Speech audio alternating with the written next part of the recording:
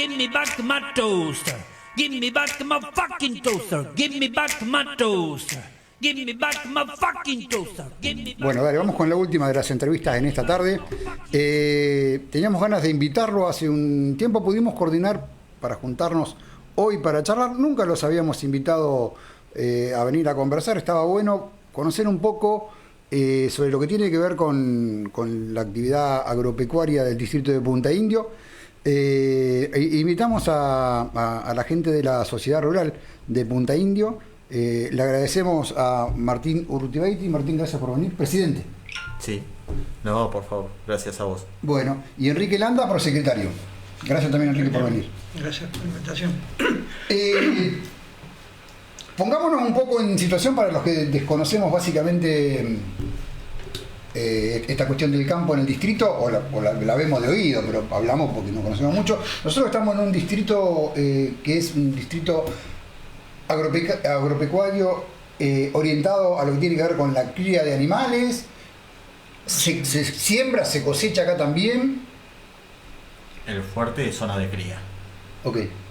Exacto. Eso es lo que básicamente se produce en el sitio de vacas, digamos. Vacas que, o sea, la ganadería tiene distintas actividades. La original, digamos, es la cría, que es donde generan los terneros. Después puede haber recría invernada o engorde, feedlot, tambo, demás. Todas son orientadas dentro de la ganadería. Punta Indio básicamente tiene yo creo que alrededor del 90% se dedica a la ganadería de cría. Paulatinamente, en los últimos años, los campos van incorporando más que nada recría, que es una vez que el ternero se desteta, a los 6, 7, 8 meses, no venderlo como era lo tradicional en ese momento, sino seguir dándole un quilaje, digamos. Un valor agregado, digamos. Sí, un quilaje para salir de la época de zafra al momento de la venta, que es cuando los precios habitualmente caen un poco porque se satura la oferta, y poder tener, sobre todo en épocas de inflación, que poder proteger un poco el valor de la producción, se va desparramando, digamos, la venta de esos animales. No se hace toda junta, digamos. Exacto. Se desteta porque es una cuestión natural, porque si no la madre no puede gestar de nuevo, o sea, sería un impedimento para seguir su proceso productivo. Pero ese ternero va a venderse tradicionalmente al destete, 200 kilos, 180 kilos, se lo sigue recreando, que se pasa a un campo que se reserva generalmente para esa etapa, o sea que haya pasto bueno, porque el requerimiento de los terneros al momento del destete es de gran requerimiento nutricional, ¿no? Porque está creándose, sufre el estrés de un destete, que es pegarse de la madre. Y además es entrando al invierno generalmente, época que menos pasto de calidad hay. Eso puede llegar a tener una suplementación con grano, pero básicamente es la forma tradicional, digo, ¿no? Con macacambo. Las vacas son acá, creo que no hay ningún campo que tal, con un filota o eso, pero ya no son vacas, no es cría. Claro. Eso para engorde. Y es una etapa final ya previo a la faena. ¿Eso se hace en el distrito también, digo? Feedlot no hay ninguno en este momento en el distrito. Hubo uno hace unos años en San Borombón, en Luján del Río, oficializado como feedlot. Después hay algunos lugares productores que hacen encierro, o sea, ¿por qué? Porque SENASA establece pautas específicas para lo que se debe denominar un feedlot. Después hay corrales de encierre, que un productor hace un corral, encierra algunos comederos y da de comer. Y le da de comer el animal. Exacto, por ahí no todo el año, algunos meses, algunas temporarios. Exacto, para suplementar para una crisis de que falte pasto, haya mucho frío, inundación, lo que sea, bueno. Pero básicamente el distrito es cría, ganadería de cría. ¿Y eso después el animal se lleva a dónde? ¿A otro lado? En general, sí, van a campos de invernada, son tradicionalmente en el oeste de la provincia de Buenos Aires. Hoy hay de muchos lugares, van mucho a Córdoba, a La Pampa, lugares donde el clima sea no tan húmedo, que es más favorable para el engorde de los animales.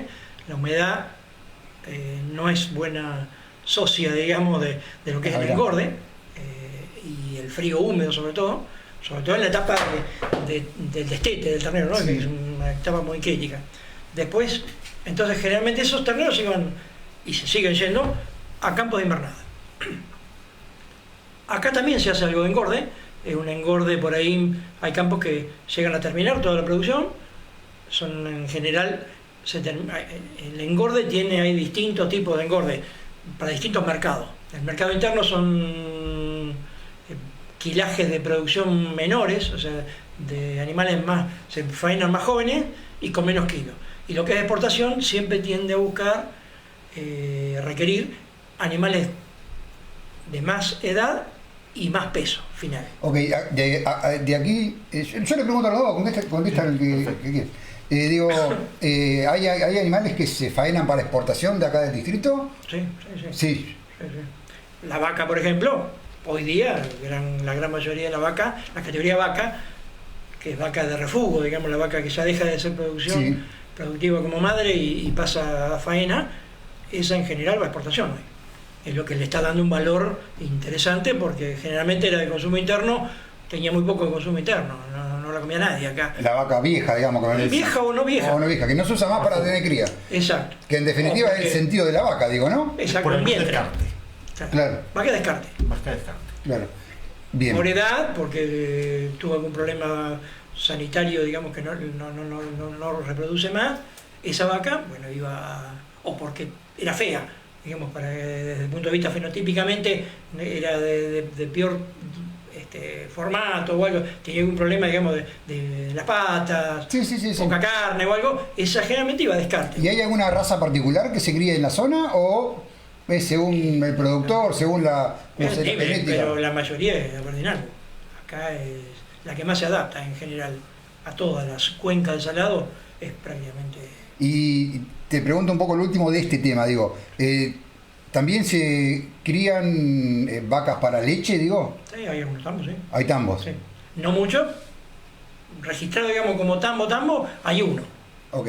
En Senasa. El resto hacen, lo utilizan para hacer queso, La masa de mozzarella. Entregar masa, no como tambo que entregue leche fluida a la Serenísima y venga a buscarla, ¿no? Como es lo tradicional en otras zonas, en otras cuencas lecheras. Ya Pavio, por ejemplo. Claro, algunas veces sigue eso acá, ¿no? Sí. Fue fuertemente lechero. El tren vino por eso. ¿Y por qué decís que se debe haber dejado de hacer eso? ¿Conviene más la carne? Por el tipo de suelo, el tipo de clima, mucho barro. No es bueno, ¿no? El suelo... Y es muy pesado porque tiene mucha arcilla. Entonces Claro. es más complicado por el barro. Lo que dificulta para la invernada, el frío húmedo. En el ternero, a la vaca de tambo también le dificulta mucho porque se ablanda el piso y la vaca de tambo es mucho más grande, mucho más pesada. Claro. Rompe más el piso, el sembrado, todo. Es más, requiere en general suelos de más altura, digamos, más loma. Se hablaba hasta hace un tiempito esta parte, se había empezado a hablar de lo que es la ganadería regenerativa, digo, ¿no? ¿Sí? ¿Eso es lo que hoy se utiliza o solo lo utilizan algunos, digo? Va tomando, digamos, cada vez más gente va incursionando. Sí. Yo lo hago hace 40 años, 30 y pico de años, pero porque arranqué con eso y bueno, lo sigo haciendo.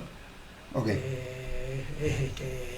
Es algo, es un sistema, digamos, de uso del... Que es rotar los potreros, digo. Exacto. A grosso modo debe tener su técnica. Exacto, sí. Es básicamente se maneja más con el pasto que con los animales. Claro. O sea, uno apunta a comer el pasto en el momento justo productivo del pasto. Okay. Y darle el descanso posterior. Al otro potrero o al otro espacio donde... Darle el tiempo suficiente para que vuelva a estar en la misma condición. No comerlo antes de tiempo. No comer rebrote, porque eso perjudica, porque selecciona, la vaca siempre es muy selectiva, la oveja también. Entonces, come el mejor pasto. Claro.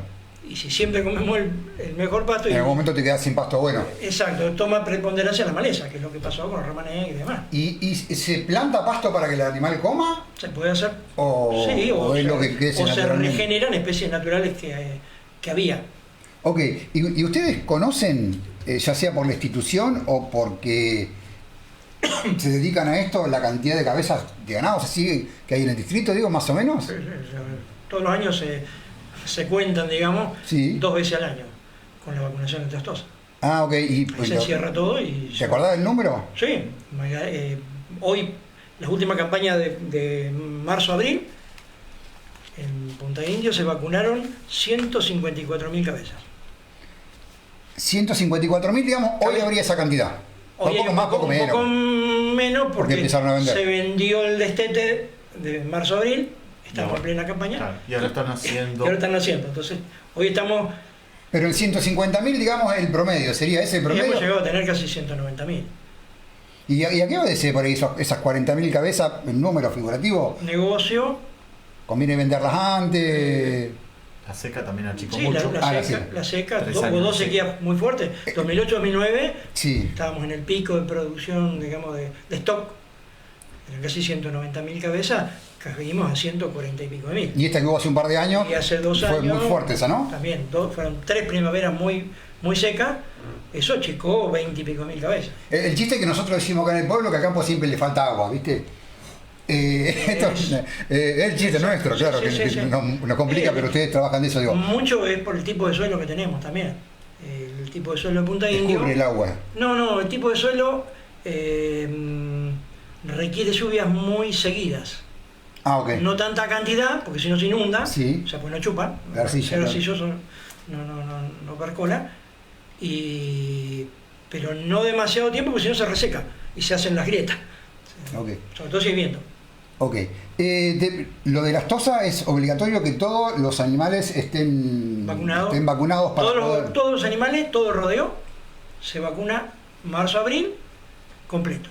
Y ahora arrancamos hoy, casualmente, la segunda campaña del año, que se empieza a vacunar la categoría de menores de 2 años para abajo. Ok. Terneritos, nacidos ahora, novillitos, novillos y vaquillonas. ¿Hay alguna... ¿Esto es obligatorio es obligatorio? Bueno, además... En el país. Ok. Y si fuera esos animales que hoy yo preguntaba para exportación, ¿tienen que tener algún otro tipo de vacunación diferente? ¿Algo distinto? ¿O no? Tienen algunos protocolos, hay algunas vacunas que no se pueden dar previo a la faena de Claro. la cantidad de días, a carbunclo, por ejemplo, que también es obligatorio.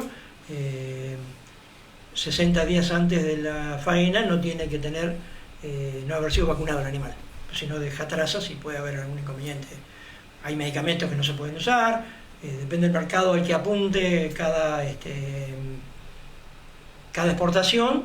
No es lo mismo China con la vaca que el mercado común europeo con novillo premium, por ejemplo. Okay. Hay distintas, hay protocolos que se les puede suplementar y hay categorías que no se puede suplementar. ¿Y ese animal que vos vacunaste acá después va como con trazabilidad al señor que vos le vendiste lo otro? Sí, tiene una para trazabilidad ahí. No, te pregunto esto porque no te escuchaba en algún programa que estaban hablando de eso y que está habiendo algunos problemas porque no pueden corroborar al momento, no sé si de la faena. De la faena, la trazabilidad. A la faena es fácil. El problema O después. es post-faena. Claro. ¿No? Porque de los campos salen trazados. Porque antes de cargarlo hay que identificarlo cada ternero, digamos. Lo que sea. viene con el cosito Sale en la oreja. Una caravana que ahora a partir del 1 de enero va a ser electrónica con un chip. Mirá. Implantado, pero el tema es que hoy llega al frigorífico y una vez que sacan el cuero, con la oreja queda la caravana. Claro, ya no la podés... O sea, a partir de ahí ya es más complicado seguir el proceso. Y cuando se arma el desposte, claro. porque el tema sería, lo interesante sería saber que cuando, bueno, no sé, un italiano come un bife de chorizo, Sí. que en teoría lo produjo en el campo de Martín, pudiera llegar a saber que es del campo de Martín, no el mío, por decir, ¿no? Sí, sí. Bueno, hoy no sé si lo puede hacer. Lo que yo escuchaba estaban hablando, porque además había habido como devoluciones, puede ser, de cargas por un tema de, Sí. ¿no? De los chinos, creo, básicamente, Hay a veces por esta cuestión de la trazabilidad, por eso te sí, preguntaba. el tema es que a veces se encuentran en cada faena, digamos que incluso acá a nivel local, siempre se hace un testigo de cada lote, ver si se encuentran trazas de algo, de un medicamento, de un antibiótico, de lo que sea, de alguna cosa prohibida, que puede haber en una época... Un anabólico. Que están prohibidos, bueno, distintos tipos de cosas. O alguna enfermedad, brucelosis, por ejemplo. Entonces, hay destinos donde si el campo tiene problemas de brucelosis, no son factibles, por ejemplo, para ir a China. Okay. China no quiere animales que hayan tenido brucelosis. Si bien la brucelosis, al cocinarlo, Claro, bueno, pero... Desaparece, pero ellos no quieren tener exigen que el campo sea libre. Okay. O por lo menos que sea sangrado negativo. Sangrado, eso estaban hablando. Hablaban del sangrado, la trazabilidad en el sangrado, de eso estaban hablando. Tenemos, dentro de las obligaciones que tenemos, una vez al año hay que sangrar todo el rodeo para mantener la categoría. De acuerdo al resultado de ese sangrado, ese análisis, es lo mismo con las venerias en los animales, en los toros, digamos. Okay. Bueno, de acuerdo a cómo el resultado de esos análisis, que en general son por sangre, es la categoría que tiene el campo. Es apto a China, es apto a Unión Europea, a Cuota Hilton, a distintos mercados que hay. Ok, y si yo te pregunto a vos, digamos, a ustedes les pregunto, digo, la pregunta va a ser es general, pero sencilla, digo, el campo en Punta Indio, ¿cómo está? Está el campo en general en cuanto a lo económico, en cuanto al desarrollo, me refiero a eso. Este ha sido un buen año. ¿Está bien, mal, más o menos, la bien tirando? Este año ha sido un buen año, porque ayudó el clima, que nos estuvo muy complicado. Acá es muy clave por el tipo de producción de ganadería de cría, claro. La primavera, ¿no? La primavera es importante que entre, como entró este año, que hay pasto por todos lados, llueve seguido. Mucha humedad, mucha lluvia. Verde, sí, y que el pasto verde es fundamental en el momento en que la vaca tiene cría, pueda tener leche para criar el ternero mientras está mamando, un lactante, y a su vez recupere estado para volver a preñarse y continuar el ciclo. Y eso es de acá a diciembre, digamos. Okay. Es clave la primavera. Si la primavera es seca, falta pasto verde fundamentalmente, y es donde se complican los índices reproductivos. Y en el negocio de acá, si la vaca no se preñó, no hay negocio. Claro. Tiene que estar básicamente preñada. ¿Cuánto tiempo lleva, digo, la cría del animal desde que...? Son 9 meses la gestación. También te lo puedo decir porque es veterinario. Okay. Martín, así que... 9 meses la gestación, pero no, el desarrollo del animal hasta que, digamos, va a la carnicería, digamos. Porque digo, yo he escuchado a gente vinculada al campo decir, bueno, nuestra inversión es una inversión que lleva mucho tiempo hacerla. Años. Cada animal, claro. A largo plazo.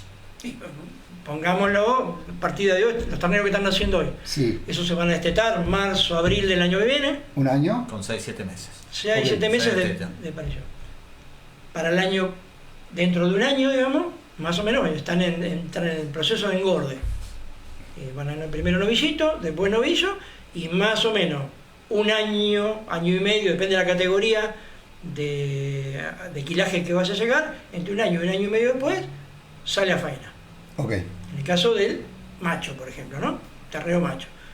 La vaca, en general, hace su vida productiva, que pueden ser 6, 7 años de madre, y después se engorda y va a categoría vaca. Recién ahí sale a faena. Okay.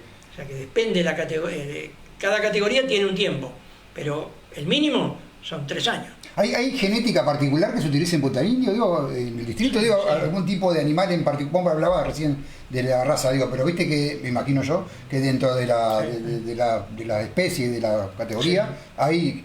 Sí, depende del mercado que uno apunte. No es lo mismo el que... ¿Pero hay una que definiría más o menos a todo el distrito o no? El mayor porcentaje debe ser el Aberdeen Angus.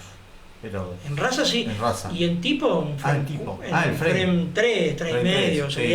Hay una categorización por altura del animal a la grupa, que es lo que determina, es lo que define un poco el tamaño de cada animal. Eso sería fenotípicamente, ¿no? Sí. Lo que uno ve. El animal que mira. Lo que uno ve. Acá anda entre 3 y medio, 4, 5, un rango intermedio de lo que es el rango total, ¿no?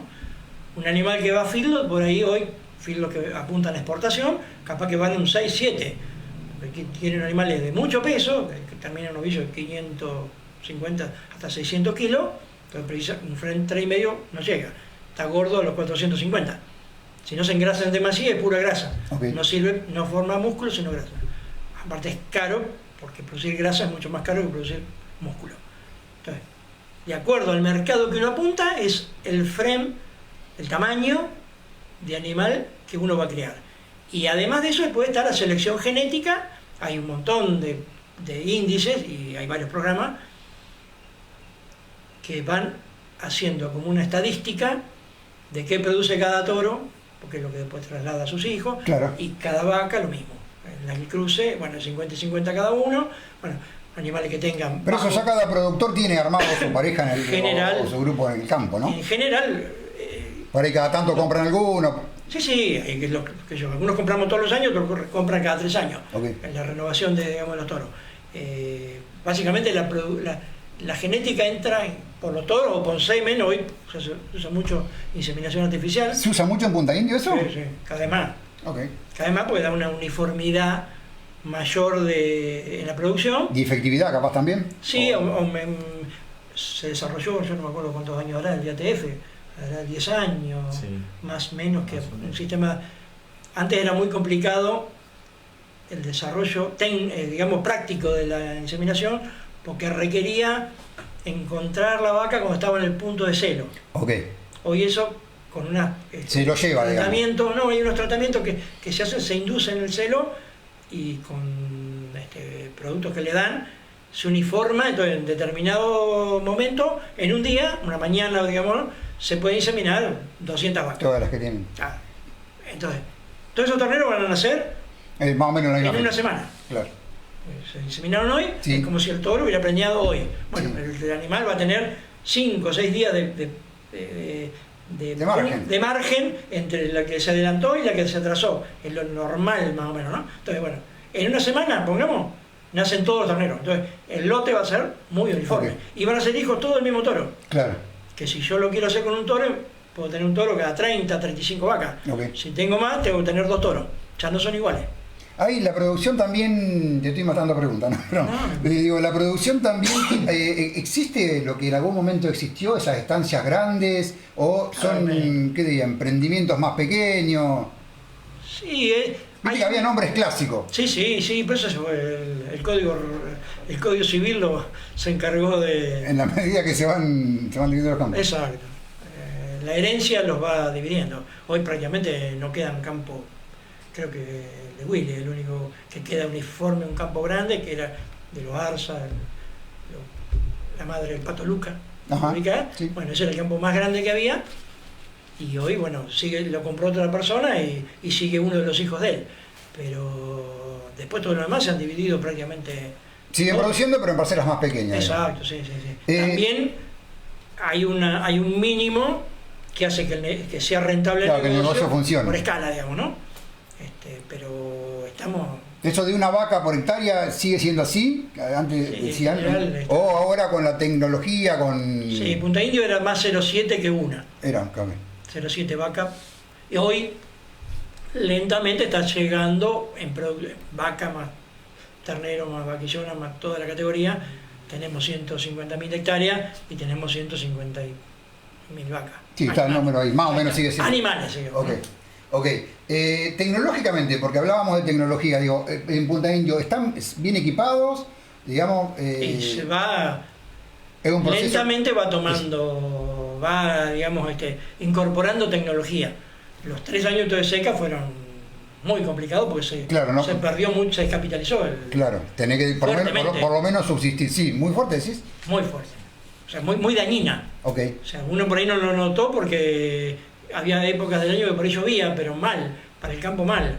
Fuera de época, entonces bueno, no se producía pasto, hubo que traer pasto. Claro, te iba a 2 veranos prácticamente, 2 inviernos, hubo que traer. Y eso te influye directamente en tu costo, digo. Sí, totalmente. Aparte se perdió mucha hacienda, hubo que venderla porque se moría. Claro. Además yo tengo algunos números saqué de lo que significó que fue el una último. situación muy difícil porque tampoco era fácil venderla porque era muy general la seca. Claro, el que te compraba también estaba con la seca. Muy grande. La seca era muy grande. Acá había que ir a buscar a Balcarce, a Pasto. Claro. Ya acá la zona se quedó toda porque estábamos todos iguales. Claro. Como Bransen, Castelli, Dolores, que por ahí uno puede recurrir o alquilar un campo por ahí para zafar, ¿no? Estaba igual. Estaba todo igual, era muy complicado. Y el desarrollo de agua, ahora me das estos datos, digo, pero no sé si la palabra es desarrollo, digo, pero la utilización de sistemas de riego, Sí. ¿es algo que pueden hacer? ¿Es algo muy caro? En ganadería no. No se puede hacer. No es rentable. Aparte que no en todos los lugares encontrás agua suficiente para riego, Ok. de calidad, ¿no? Sí. Y el sistema de riego es muy... que habría que utilizar acá. Sí, el móvil ese que se ve en algún lado. Sí, básicamente hay 2, uno que es de pivot, que es Sí. que en redondo. Como el sapito que teníamos en el jardín, que giraba y daba Sí, vuelta. Pero más grande. era una manga que va Sí, tirando. sí. Y otros son una cañón, que es un cañón que avanza y vuelve Sí. para atrás con el mismo agua. Uno es más caro que el otro colocarlo, y el otro es muy caro. El mantenimiento. Sí, la implementación. La parte práctica, porque consume mucho combustible, porque hay que hacerlo básicamente a combustible, no hay otra manera de, Claro, en el campo. de darle, tiene que ser o a gas, electricidad o combustible. Lo único que queda es que acá No es rentable. no es rentable, ni siquiera para ganadería, para agricultura, que por ahí se usa más. Puede usar en algún periodo muy específico, pero no pretender hacer el ciclo productivo en base a riego.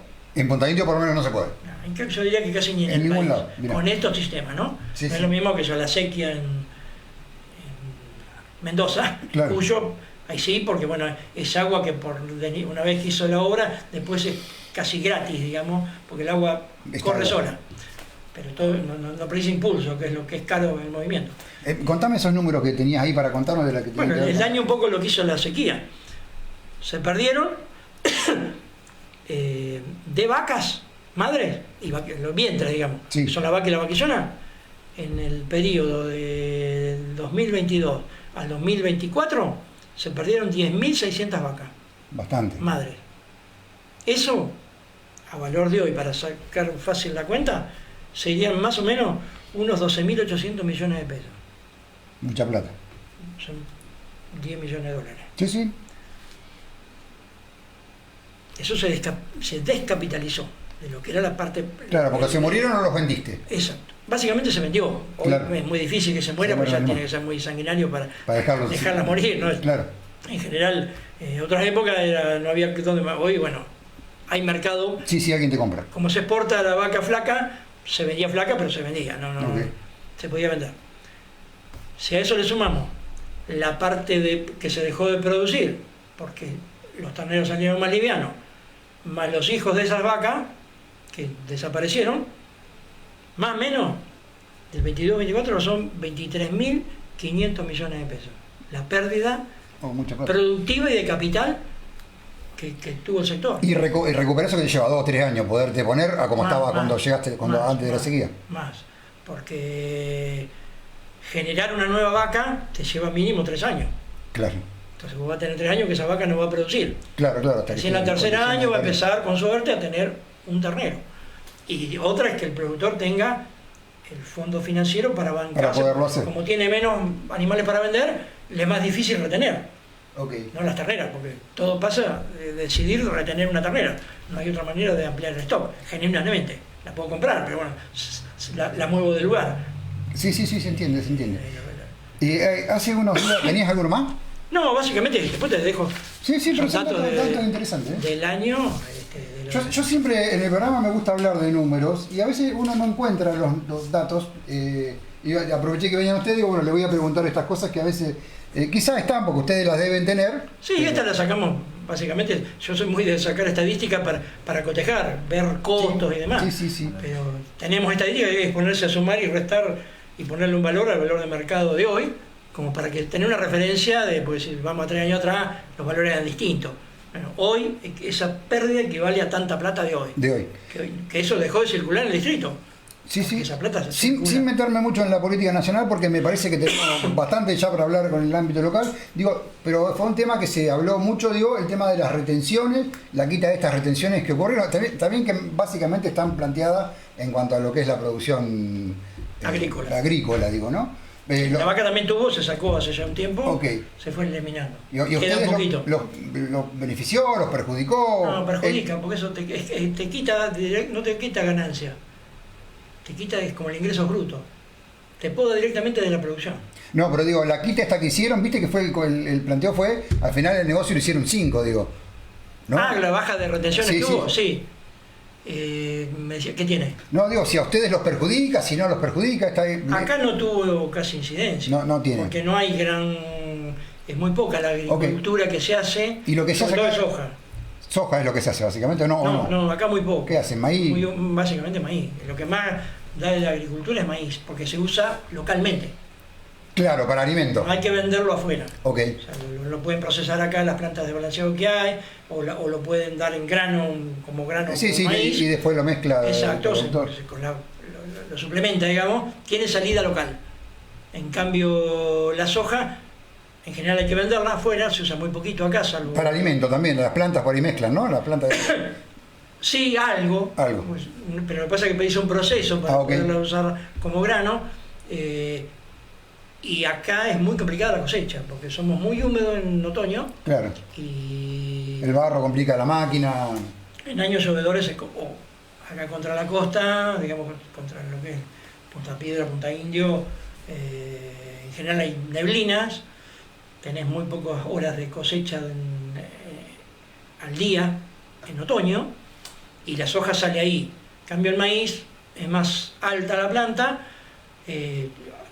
Pablo está cosechando. Tenemos un año particular Claro. con el maíz, por Sí. haber sido un año tan llovedor, es un año donde se está juntando la cosecha del maíz por falta de piso que no lo han podido lograr y ya están sembrando maíz. De vuelta. Es Ah, rarísimo. está junto, Es rarísimo. Sí, Un año muy particular. muy atípico. ¿Es bueno o malo eso, digo?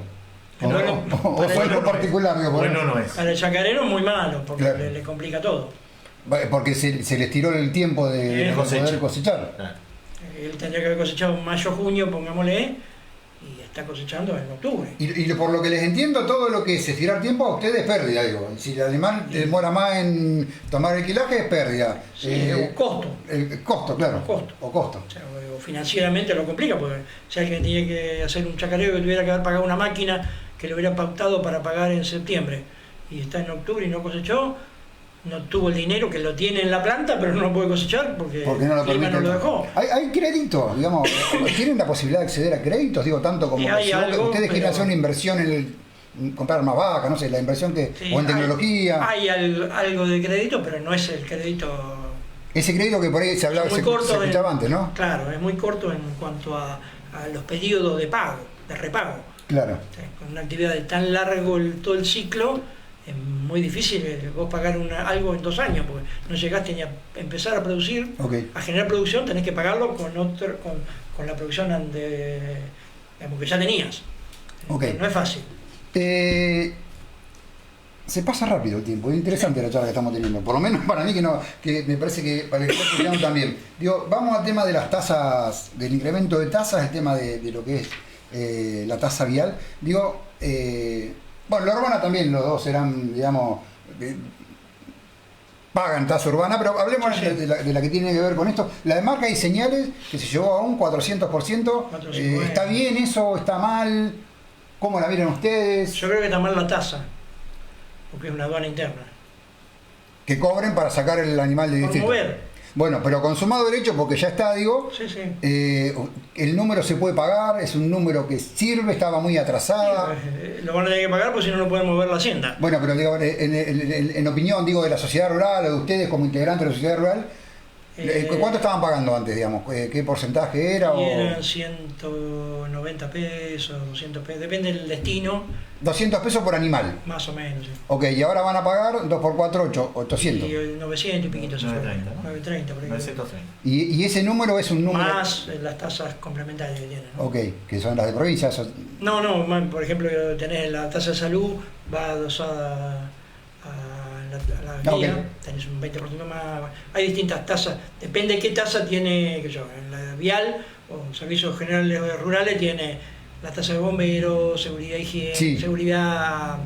Pero eso es la urbana, o ustedes No, también la tienen. no, también la tienen. Tanto por parcela, bueno.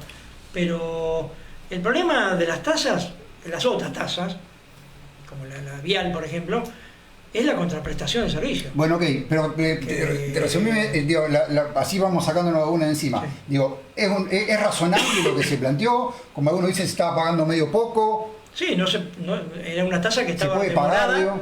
estaba demorada la suba, sobre todo la de guía, venían demorándola, no sé por qué razón, hacía tiempo. El tema de la contraprestación, es una tasa administrativa, no tiene contraprestación, Sí, te entiendo. porque es una tasa por mover, pero a mí no es que me ayude a mover la vial, debiera ser porque me mejoran el camino, me rastrean por lo menos, puedo entrar y salir, distintos movimientos. La tasa vial también era baja, pero la contraprestación no era buena. No, era pésima. Ok. ¿Ustedes pudieron hablar eso con el intendente cuando fueron a conversar con él? No sé si estuviste vos. No, yo no tuve. Sí, pero se conversó. ¿Y cuál era su posición en cuanto a esto, digo? Bueno, el tema de las tasas que estaban atrasadas. O sea, ¿a ustedes les parecía que estaba atrasada? Estaba bien hasta ahí. Sí, sí. Lo que pasa que es como él dice, es una contraprestación y bueno, hay que ver ahora, a partir de ahora, cómo se comporta. Si se cumple. Claro. Ahí donde tienen la expectativa ustedes. Claro. ¿Hablaban de un consorcio también? ¿Están de acuerdo o no con los consorcios? Sí, la rural en el año 2000, por eso digo. 2004, cuando estaba Héctor Equiza, apenas asumió, logramos que se sancionara una ordenanza de consorcio. ¿Y funcionaba? No la llegaron a implementar nunca. Ok. O sea, se implementó muy poquito. Pero era que cada camino vecinal, los propios frentistas, digamos, pudieran volcar una parte, no todo, pero una parte de lo que paga cada uno a su propio camino. Entonces incentiva que la gente pague y que cuide el camino. Porque si lo rompe, gasta su propio dinero, porque lo puso ahí. Ok. Eso, bueno, se intentó, había trabas de provincia también, porque tienen mucho problema con el tema de los prestadores que dan servicio, tienen que tener, bueno, acá no había mucha maquinaria para contratar, los que tenían las máquinas que no tenían papeles, porque le habían comprado capaz que en un remate de liquidación. Claro. Entonces se complicaba operativamente, bueno, hasta que en algunos fueron haciendo papelería, consiguiendo, para poder facturar, ¿no? Entonces, una parte de lo que costaba repararlo, arreglarlo, mantenerlo, repararlo, depende de lo que fuera que hacerle a cada camino, se pudiera volcar el dinero que había pagado cada frentista a su propio camino. Eso fue en 2004. En 2018... ¿Hubo un intento por lo menos o se hicieron algunos? Llegaron. Hicieron algunos. Eso se había implementado sin ordenanza en la época de Luis Colabianchi. Sí. Que se habían hecho algunos consorcios, pero medio de palabra. Pero cuando estaba de Michel en Obras Públicas, ahí se implementó en algún momento algún tipo de convenio, ¿puede ser? 2018. Muy poco. Como convenio, muy poco. La ordenanza está vigente. O sea, se podría implementar hoy. Y con cada camino. Esa fue una idea. El tema es que eso a veces, cuando se hace tramos de 2 kilómetros, 5 kilómetros, termina siendo muy caro el contratarlo. Porque un maquinista, el que tiene la máquina, no es lo mismo hacer un trabajo de 2 kilómetros que hacer por 30. Entonces, lo que va a cobrar, porque el tipo vive de eso. En 2018, después de haber visto de que no andaba y no se hacía nada, y cada vez los caminos iban deteriorándose cada vez más, y veníamos con años medianamente secos, entonces bueno, vos entre los pozos circulás. El tema es como pasó este año, entre los pozos se llenaron de agua y ahora no pasa nadie, es un desastre. Es complicado pasar con camiones para entrar o salir con producción, que los chicos puedan ir a una escuela rural porque las maestras no pueden llegar, porque son pantanos. Bueno, en 2018 la rural, después de haber visto en varios distritos un sistema que hay que se llama se le dice consorcio, pero en realidad es como una comisión vial, sí, que la integran los medios. Eso es lo que se había formado, me parece. Entonces, ¿no? Nosotros presentamos en la rural un proyecto de ordenanza en el Consejo Deliberante, lo presentó la rural, e hicimos una reunión, se hizo con la Comisión de Obras Públicas del Consejo, y después nunca más nos llamaron, y habíamos logrado que el municipio hiciera un intento de prueba, se lo contrató a Luis Ojer, ingeniero, porque es básico que lo que se haga con un criterio técnico. Claro, para hacerlo una vez y no volverlo a hacer después porque se hizo mal. Exacto, no gastar plata de gusto, que siempre es escasa, gastarla con un criterio técnico. Bueno, el único ingeniero, nosotros contactamos a un ingeniero vial que hizo el proyecto, este sistema lo implementó en General Madariaga, los caminos son espectacularmente mantenidos y con tasas similares a las de acá, no es que sale más caro, y caminos donde no hay un gramo de conchilla, porque no tienen conchilla ni calcáreo, Madariaga es todo tierra. Pero estuvo cuando lo programó y lo ideó y lo llevó adelante un ingeniero vial que es de Madariaga, un tipo que ya se jubiló. Pero logramos que viniera a Puntainillo, la municipalidad lo contrató. Yo me acuerdo de eso que estaba diciendo, por eso te decía que era la época de Michel, sí. Sí, de Michel estaba en Obras Públicas. O estaba en... Sí, estuvimos con él, con varios.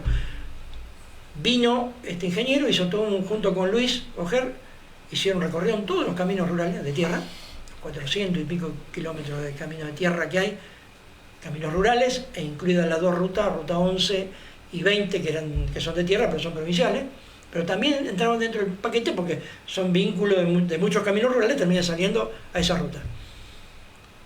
Y presentó un proyecto de donde hizo un cálculo del costo de lo que salía, la maquinaria que hacía falta y demás.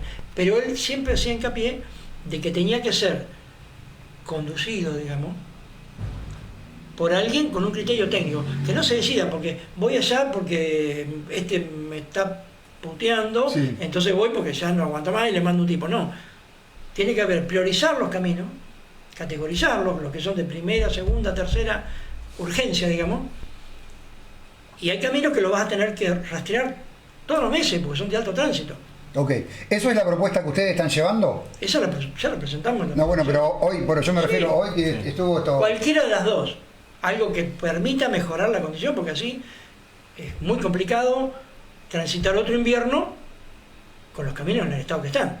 Y eso de hacerlo, hay que hacerlo ahora, porque toda obra arranca octubre, noviembre, diciembre. Para aprovechar la buena época de primavera. Y Martín, el intendente, se comprometió a que esto va a ser así, si a partir del aumento. ¿O vamos a charlar? Mostró buena predisposición y seguir en contacto, en conversación. Ok, está bien.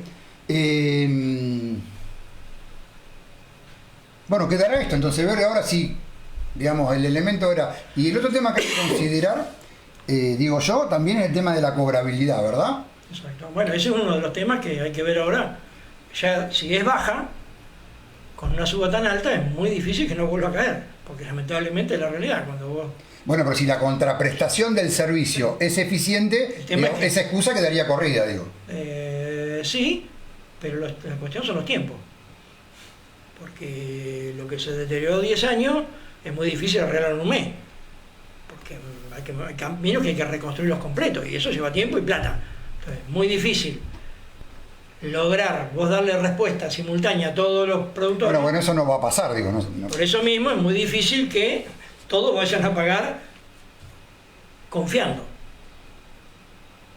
Porque son muchos años. Yo creo que ahora digamos, el Poder Ejecutivo va a tener que mostrar lo que dijo que necesitaba ese dinero para poder brindar los servicios. Exacto. Medianamente bien, no creo que tampoco eso alcance por los costos. Hoy leí una nota justamente en uno de los diarios nacionales que estaban hablando de esto, en el página 12, y hablaba, por ejemplo, de que hay un promedio de cobrabilidad general de 70% en la provincia. Nosotros estamos mucho más abajo.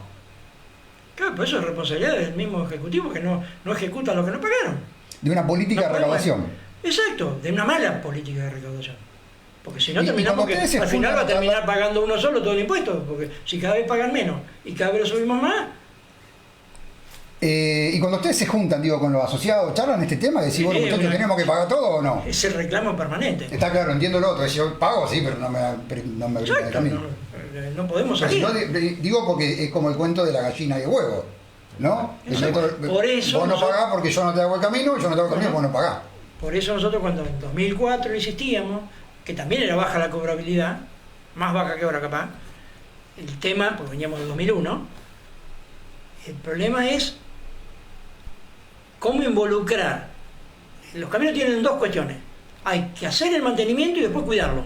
Claro. Entonces, para hacerlo se precisa plata y para cuidarlo conciencia. La plata, si yo veo que mi plata, lo que yo pago de mi tasa, algo establecido, 60, 70%, va al camino que yo uso, va a haber más posibilidad de que yo pague en tiempo y forma, que si no la veo nunca. Pues si va a rentas generales y a mi camino no pasan nunca, muy difícil que ese tipo siga pagando.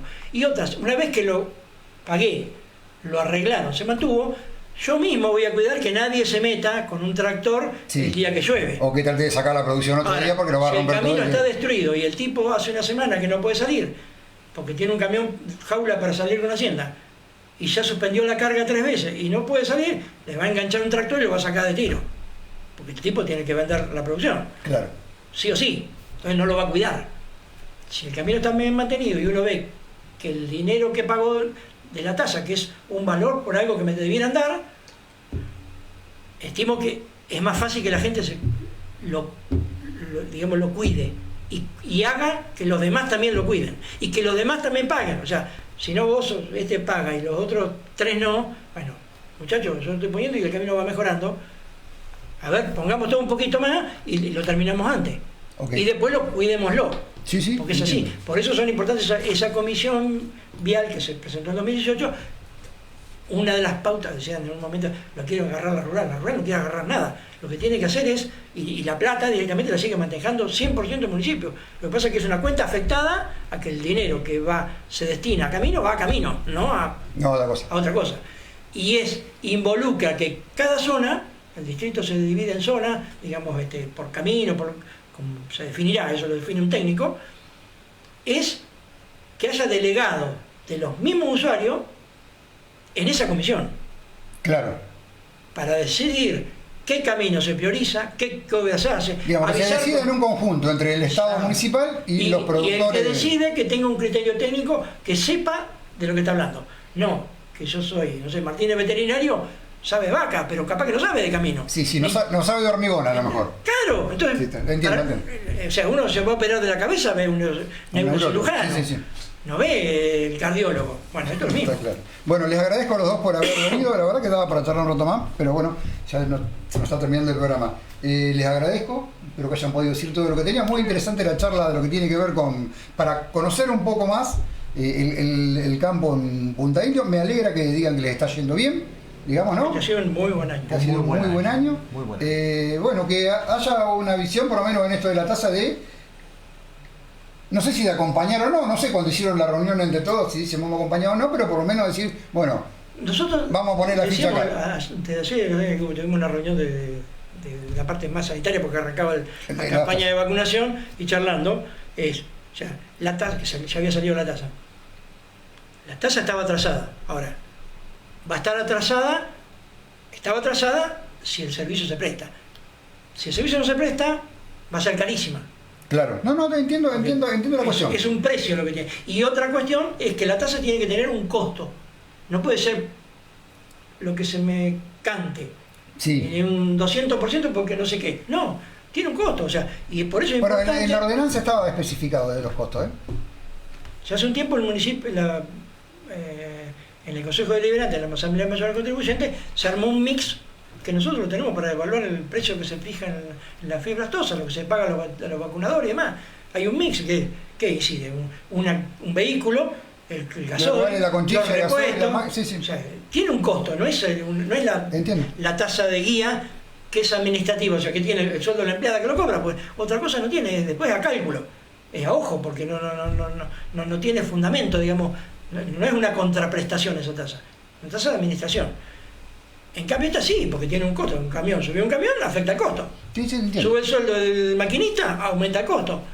El gasoil lo mismo, bueno, todo tiene que tener una relación. O sea, entonces, si tenemos un mix de ajuste, nunca hay que tomar uno, porque uno se puede disparar, pero capaz que el otro no sí. subió, que yo. Sí, un promedio entre Exacto, hacer un mix, se estudia, se consensúa. Se saca bien el cálculo, ¿qué son los costos que este hombre de Madariaga lo tenía estudiado? Porque hace 25 años que lo hacen, y da resultado. Muy bien. Martín Urtibeiti, gracias por venir, por la amabilidad de acercarte. Muchas gracias por la invitación. Bien, por acá estamos. Y Enrique Landa también, gracias por venir. No, al contrario, un gusto. Back my toaster. Give me back my tostadora. Carpintería y vidriería El